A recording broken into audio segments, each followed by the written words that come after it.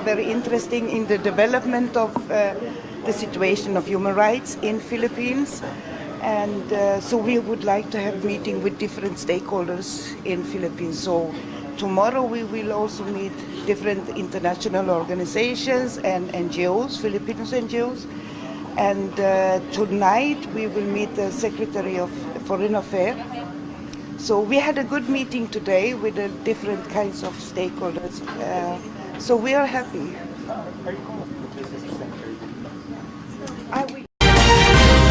Bumisita ang delegasyon ng European Union kay Senator Delima sa PNP Custodial Center kahapon upang talakayin ang mga issue na may kinalaman sa human rights. Ito ang hataw na balita ni Rajel Adora.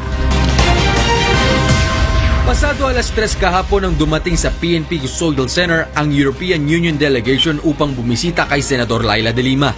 Kabilang dito ang 4 na miyembro ng European Parliament mula sa Subcommittee on Human Rights, kasama si Acting EU Ambassador to the Philippines Matthias Lenz.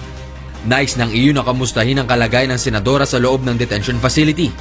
She seems very good and strong, and we discussed her situation, and she didn't complain on the police in her detention. She said they're taking care of her there.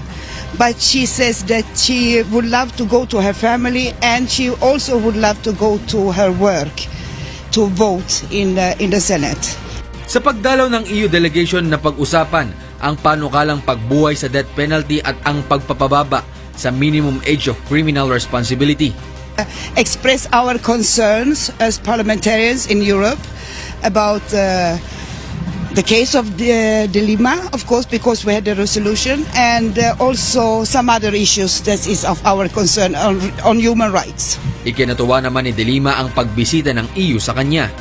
Sa inilabas na pahayag ng senadora, pinasalamatan nito ang pagmamalasakit at suporta sa kanya ng grupo at sa paniniwala nito na fabricated o gawa-gawa lamang ang mga ebidensya laban sa kanya.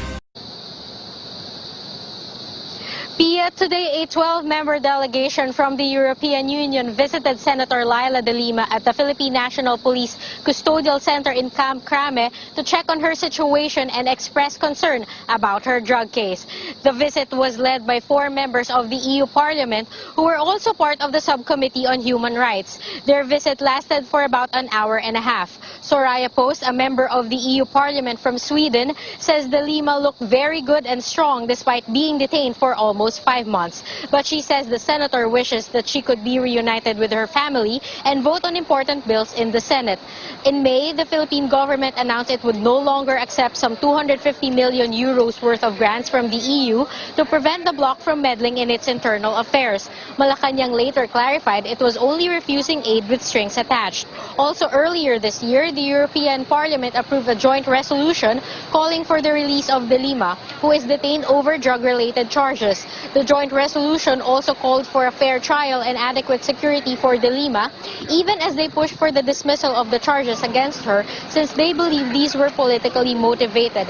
Aside from expressing concern about her drug case, the Post says they also talked to Delima about some issues regarding the human rights situation. Pia? Sian, any word from Senator Delima on the visit by the EU delegation? In a dispatch sent to the media shortly after the EU delegation's visit, Senator Delima says they also talked about the human rights situation in the country in light of President Duterte's war on drugs. She says they also talked about 2 pending bills in Congress, one about the proposed reimposition of the death penalty and the one about lowering the age of criminal responsibility. Delima says she assured the parliamentarians she will vote against the passage of these measures. Matapos ang presentasyon ni Senador Alan Peter Cayetano sa Human Rights Council, nalinawan na umano ang European Union sa mga issue sa kampanya kontra iligal na droga ng pamahalaan. Iginit naman ng Philippine National Police na nananatili ang kanilang mandato na protektahan ang karapatang pantao. May ulat si Lala Babilonia. Nalinawan na ang European Union sa mga isyu ng di umano'y extrajudicial killings o paglabag ng karapatang pangtao sa Pilipinas. Yan ang binigyang diin ni DILG Assistant Secretary Epimaco Densing matapos magpresenta ng ulat si Senator Alan Peter Cayetano sa Human Rights Council sa Geneva, Switzerland. Ayon sa presentasyon ni Cayetano, eksaherado ang pagkakaulat ng mga local at foreign media sa anti-illegal drugs campaign ng pamahalaang Duterte. Giit ni Densing, binanggit lang ng panel sa European Commission, banggit nila they receive letters from NGOs and opposition from the Philippines. So isa lang naman ang opposition sa Philippines, ang Liberal Party.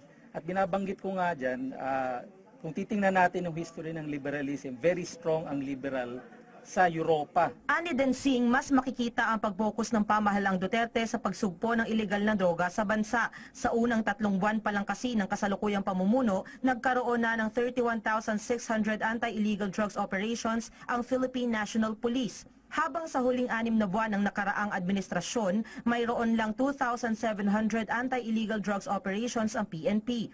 Ayon din kay Police Chief Superintendent Dennis Siervo ng PNP Human Rights Affairs Office, nananatili ang pulisya sa kanilang mandato na protektahan ang karapatang pangtao ng kanilang mga target. Pero kailangan nilang depensahan ang kanilang sarili kapag nanglaban ang mga ito. So hindi namin sinasadya talaga papatayin sila. Nagkataon lang talaga na lumaban sila at gusto nilang patayin rin kami. Then there was an exchange of fire that resulting to the death of the suspect. Ani Densing, bagamat malayang magpahayag ng saloobin ng ibang mga bansa hinggil sa sari-saring issue, nananatili pa rin ang non-intervention policy sa pagitan ng Pilipinas at ng iba pang mga bansa. Para sa PTV News, Lala Babilonia. In his opening statement, Senator Alan Cayetano assured the UNHRC of the Philippines' commitment to uphold human rights. He also said critics of the administration have spread alternative facts, widely quoted by some local media outlets and Western media. Cayetano claims there were 11 to 16,000 killings before the Duterte administration and that these were not reported. Because some of the critics of the Duterte administration, including our very own Commission on Human Rights, a senator critics, and some local media changed the definition of extrajudicial killings, therefore deceiving the public and foreign media into believing that there is a sudden wave of state-sponsored extrajudicial killings in the Philippines. CHR Commissioner Karen Gomez Dumpit denies they changed the definition of extrajudicial killings. What was mentioned in the definition of AO35 just represents a prioritization of extrajudicial killings that were happening at the time. And right now, we know that the situation has changed. So we weren't responsible for any change of definition. Cayetano adds sending special rapporteurs to the country can create more harm than good, especially, he says, when human rights is politicized. Throughout the review, Cayetano repeatedly invited the member states to visit the country. As part of the review, the UN countries commended the Philippines' efforts to alleviate poverty, promote gender equality, and other socioeconomic concerns. Japan and China were among those which supported the country's efforts. We appreciate Senator Cayetano for his very convincing briefing. We share the sentiments of the Philippine people, support President Duterte and the Philippine government in taking a holistic approach in the campaign against illegal drugs. Despite the government's defense, many of the countries, including Switzerland, the United States, and United Kingdom, expressed their concern on extrajudicial killings and recommended that the government conduct an impartial and thorough investigation. Some countries also said the Philippines must refrain from reimposing the death penalty and ensure accountability in the anti-drug campaign. In his response, Cayetano said they will discuss the death penalty with the leaders of Congress. He reiterates robberies, rape, and any violation of human rights are caused by illegal drugs. Former CHR chairperson Eta Rosales calls the government's claims as hogwash. She believes the government is not serious when they invited the countries to visit the Philippines to investigate the drug campaign. The United Nations has decided na alpak ito. The situation in the Philippines is not lost on the people in the United Nations. They have their representatives, they've got their diplomats here. Parang niloloko lang natin ang sarili natin. The UN Council will release a draft report on May 10. Ana Stanislao, CNN Philippines. Good morning, Your Excellencies. Your Excellencies, Filipinos are very spiritual people. And regardless of our religion, we all believe that whatever we sow, we will reap. And we're here today to thank you for your friendship, for your support, for your investments, and your encouragement of our government.